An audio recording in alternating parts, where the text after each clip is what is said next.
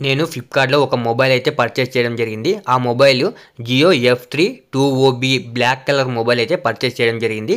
దీన్ని పర్చేస్ చేసిన తర్వాత ఈ మొబైల్ నాకు కంప్లీట్‌గా వర్క్ అవ్వడం లేదు. అంటే ఈ మొబైల్ మైక్ పనిచేయడం లేదు. ఈ మొబైల్ ఛార్జింగ్ కూడా రిసీవ్ చేసుకోవడం లేదు. ఇదే విషయానికి సంబంధించి నేను ఫ్లిప్‌కార్ట్‌ని కాంటాక్ట్ అవ్వడం జరిగింది. ఫ్లిప్‌కార్ట్‌ని కాంటాక్ట్ అయితే ఫ్లిప్‌కార్ట్ వాళ్ళు నాకు ఇచ్చిన సమాధానం ఏంటి? అలాగే నేను జియో వాళ్ళని కూడా కాంటాక్ట్ అవ్వడం జరిగింది. ఇదే విషయానికి సంబంధించి జియో వాళ్ళు నాకు ఏ ఆన్సర్ అయితే ఇచ్చారు అనేది మనం ఇప్పుడు ఈ వీడియోలో చూద్దాము. ఇక ఈ వీడియోలో ఫ్లిప్‌కార్ట్ కస్టమర్‌ని మోసం చేస్తుందా? లేకపోతే జియోనే కస్టమర్‌ని మోసం చేస్తుందా? మనం ఈ వీడియోలో చూద్దాము. కస్టమర్‌కి ఏదైనా సమస్య వస్తే వీళ్ళు ఎంత ఇర్రెస్పాన్సిబుల్‌గా ఉన్నారో కూడా మనం ఇప్పుడైతే ఈ వీడియోలో చూద్దాము. నేనైతే ఈ ఫ్లిప్‌కార్ట్‌లో ఒక నాన్ రిటర్నబుల్ అలాగే నాన్ వారంటబుల్ మొబైల్ అయితే తీసుకున్నాను. అంటే నేను తీసుకున్న మొబైల్‌ను రిటర్న్ ఇవ్వడానికి కానీ నాకు అవకాశం లేదు. అలాగే దీనికి ఎటువంటి వారంటీ కూడా ఉండదు అని వీళ్ళు క్లియర్‌గా ఫ్లిప్‌కార్ట్ కింద అయితే మెన్షన్ చేయడం జరిగింది. అయితే నేను ఈ మొబైల్‌ని తీసుకున్న రోజు నుండి నాకు ఈ మొబైల్ మైకు పనిచేయడం లేదు. అలాగే ఈ మొబైల్ ఛార్జింగ్ కూడా రిసీవ్ చేసుకోవడం లేదు. దీంతో పాటు ఆ మొబైల్ ఛార్జర్ వైర్ కూడా కట్ అయిపోయింది. ఇదిగో ఇక్కడ మీరు స్క్రీన్‌పై చూస్తున్నారు కదా! ఈ మొబైలే నేను ఫ్లిప్‌కార్ట్ నుండి కొన్న మొబైలు. ఇక్కడ మీరు ఛార్జర్ వైర్ చూసినట్లయితే ఆ వైర్ లెంత్ కూడా చాలా చిన్నగా అయితే రావడం జరిగింది. సర్లే చిన్నగా వచ్చినా మనకేం పెద్ద ప్రాబ్లమ్ లేదు. దీంతో అడ్జస్ట్ అయిపోవచ్చు అని అనుకుంటే ఈ వైర్ మాత్రం కట్ అయిపోయింది. అంటే ఈ వైర్ కట్ అయినందువల్ల ఛార్జింగ్ కూడా రావడం లేదు మొబైల్‌లోకి. ఇక వేరే ఛార్జర్ పెట్టితే ఏమైనా పని చేస్తుందో అని చెప్పి నేను వేరే ఛార్జర్ పెట్టి కూడా ఈ మొబైల్‌కి అయితే చెక్ చేయడం జరిగింది. ఇక్కడ చూడొచ్చు మీరు వైర్ అయితే కట్ అయిపోయింది. మీకు కనిపిస్తుండొచ్చు. ఇక ఈ వైర్ కాకుండా అంటే నేను ఈ ఛార్జర్ కాకుండా వేరే ఛార్జర్ పెడితే మొబైల్ వర్క్ అవుతుందని చెప్పి నేను వేరే ఛార్జర్ పెట్టి కూడా చూశాను. కానీ వేరే ఛార్జర్ పెట్టినా కూడా ఇదైతే మొబైల్ ఛార్జింగ్ రిసీవ్ చేసుకోవడం లేదు. అంటే ఈ మొబైల్ ఛార్జింగ్ రిసీవ్ చేసుకోవడం లేదు. ఇక కాల్స్ చేస్తే కాల్స్ అవతల వాళ్ళ వాయిస్ మనకు వినిపిస్తుంది కానీ మన వాయిస్ అవతల వాళ్ళకు వినిపించదు. దీని డిఫెక్ట్ వచ్చేసి ఈ మొబైల్‌లో ఉన్న మైక్ అంటే ఈ మొబైల్ మైక్ అయితే పనిచేయడం లేదు. అంటే నాకు ఈ మొబైల్ రావడంతోనే ఇది మ్యానుఫ్యాక్చర్ డిఫెక్ట్‌తో అయితే రావడం జరిగింది. అంటే ఏదైతే మొబైల్ మ్యానుఫ్యాక్చర్ డిఫెక్ట్‌తో వస్తుందో ఇది కంప్లీట్‌గా వాళ్ళ మిస్టేకే. కాబట్టి దీనికి నో రిటర్న్ పాలసీ ఉన్నా లేదా ఇది వారంటీ వర్తించకపోయినా కూడా వీళ్ళు రీఫండ్ కానీ రీప్లేస్‌మెంట్ కానీ కంపల్సరీ చేసి ఇవ్వాలి. దీనికి కంప్లీట్‌గా ఫ్లిప్‌కార్ట్ అయితే బాధ్యత వహించాల్సి ఉంటుంది. కానీ నేను ఫ్లిప్‌కార్ట్ వాళ్ళని కాంటాక్ట్ అయితే వీళ్ళు చెప్తున్న రీజన్ ఏంటి అంటే మీరు నో రిటర్న్ పాలసీ ఉంది. అలాగే మీకు వారంటీ కూడా లేదు కాబట్టి దీనికి ఏమీ చేయడానికి ఉండదు. మీరు కావాలంటే నియర్ స్టోర్ దగ్గరికి వెళ్ళి అంటే మీకు ఏదైతే ఈ బ్రాండ్ కంపెనీ స్టోర్ ఉంటుందో దాని దగ్గరికి వెళ్ళి మీరు రిపేర్ చేయించుకోవాల్సి ఉంటుంది. అది కూడా మీరు పెయిడ్ సర్వీస్ అయితే ఉంటుంది. కంపల్సరీ మీరు వాళ్ళకి అమౌంట్ పే చేసి మీరైతే దాన్ని రిపేర్ చేసుకోవాల్సి ఉంటుంది అని ఫ్లిప్‌కార్ట్ వాళ్ళు చెప్తున్నారు. ఇక వాళ్ళకి ఎవరైతే మనం జియో వాళ్ళు ఉంటారో వాళ్ళకి కాల్ చేసి వాళ్ళ కస్టమర్ సర్వీస్‌కి కాల్ చేసి ఈ రీజన్ ఇదే విధంగా మనకు ఫ్లిప్‌కార్ట్ ఏదైతే రీజన్ చెప్పిందో అదే రీజన్ వాళ్ళతో చెప్పాను.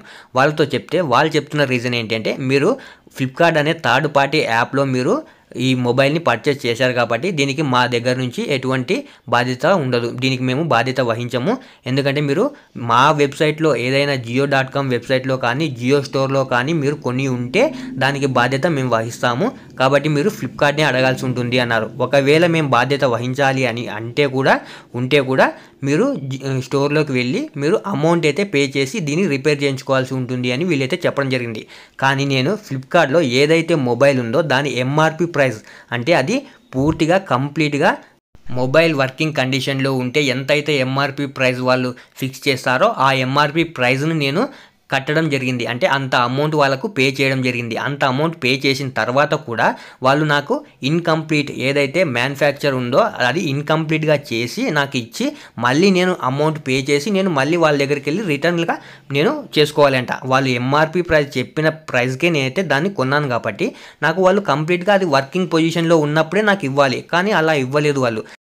నేను నియరెస్ట్ స్టోర్ దగ్గరికి వెళ్ళి ఏదైతే అమౌంట్ దానికి రిపేర్‌కి అవుతుందో అలాగే ఛార్జర్‌కి అవుతుందో దానికి అమౌంట్ పే చేసి నేను మళ్ళీ ఎక్స్ట్రా అమౌంట్ వీళ్ళు ఫిక్స్ చేసిన ఎంఆర్‌పీ ప్రైస్ వీళ్ళకిచ్చి మళ్ళీ అక్కడికి స్టోర్ దగ్గరికెళ్ళి వాళ్ళ దగ్గరికెళ్ళి వాళ్ళకు కూడా అమౌంట్ పే చేసి నేను దీన్నైతే రిపేర్ చేయించుకోవాలంట. కానీ కన్జ్యూమర్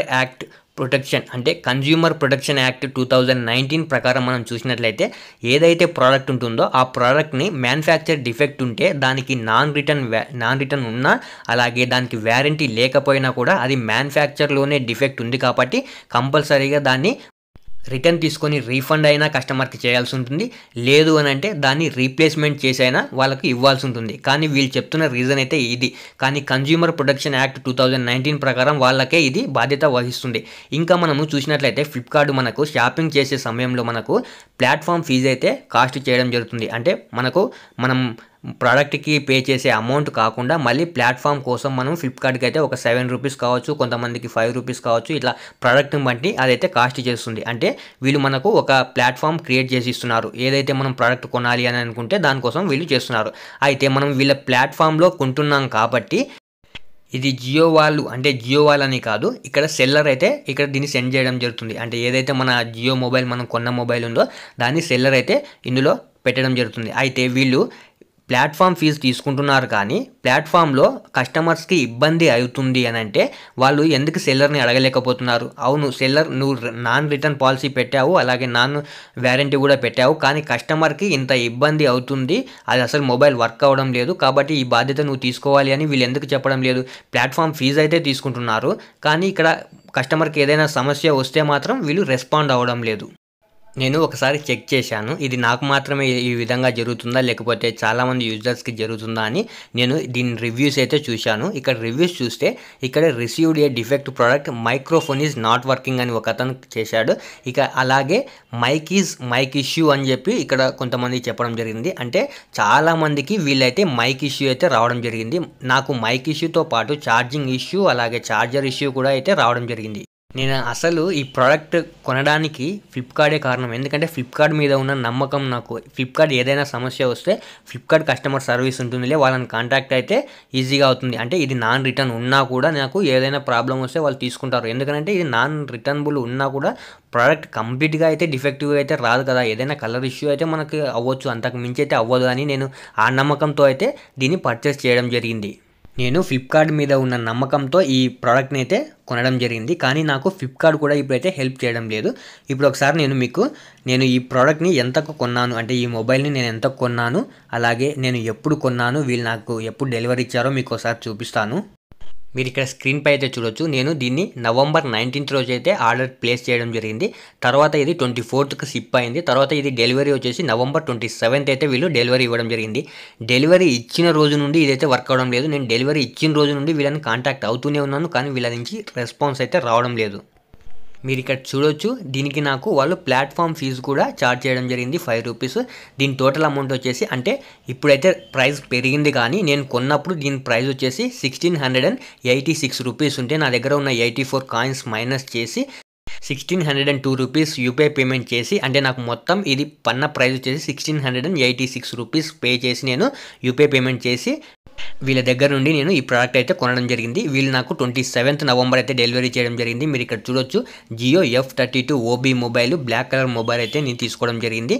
వీళ్ళ దగ్గర నుంచి ఎటువంటి హెల్ప్ అయితే ఇప్పటి వరకు రావడం లేదు. నేను ఈ వీడియో చేయడానికి ముఖ్యమైన రీజన్ ఏంటి అంటే, ఈ వీడియో వైరల్ అవ్వడం వల్ల అయినా కానీ వాళ్ళు రెస్పాండ్ అవుతారు అని నేనైతే ఆశిస్తున్నాను.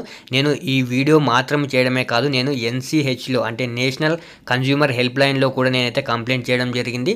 దీని తర్వాత నేను 1600 రూపీస్ గురించి ఆలోచించడం లేదు. ఇంకా ఇటువంటి మిస్టేక్లు ఫ్యూచర్లో వీళ్ళు చేయకుండా ఉండాలనేది నేను ఆలోచిస్తున్నాను. అందుకే ఈ వీడియోకి ఒక లైక్ చేసి సపోర్ట్ చేస్తారని ఆశిస్తున్నాను.